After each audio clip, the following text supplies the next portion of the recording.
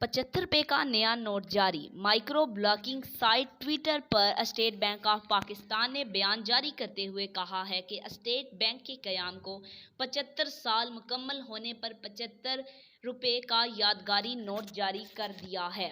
State bank के मुताबिक ये नया नोट आम लोगों के लिए स्टेट बैंक ऑफ पाकिस्तान के तमाम दफातर और कमर्शियल बैंकों की ब्रांचेज में दस्तयाब है और इसे हर किस्म के रोज़ाना की लेन देन के लिए इस्तेमाल किया जा सकता है।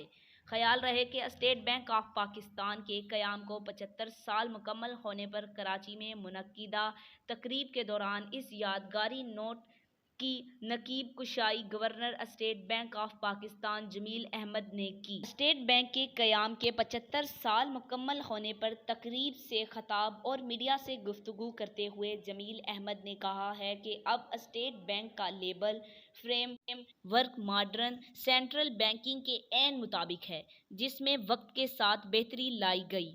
तमाम इख्तियारात स्टेट बैंक के पास हैं। मॉनेटरी पॉलिसी का फ्रेम वर्क भी मॉडर्न और खुद मुख्तार है। निगरानी आलमी असूलों के मुताबिक risk basic supervision frame work के तहत की जाती है। ₹75 का नोट कितना मुख्तलिफ है?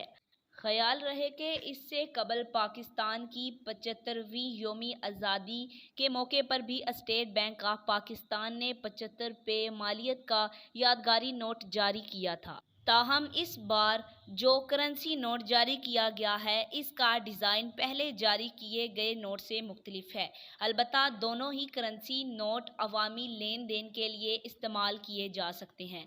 आज तक के लिए इतना ही। जाते जाते आपसे गुजारिश है, वीडियो को लाइक करें, चैनल को सब्सक्राइब करें, दिए गए बेल आइकन को दबाएं और कमेंट में अपनी राय का इज़हार ज़रूर करें।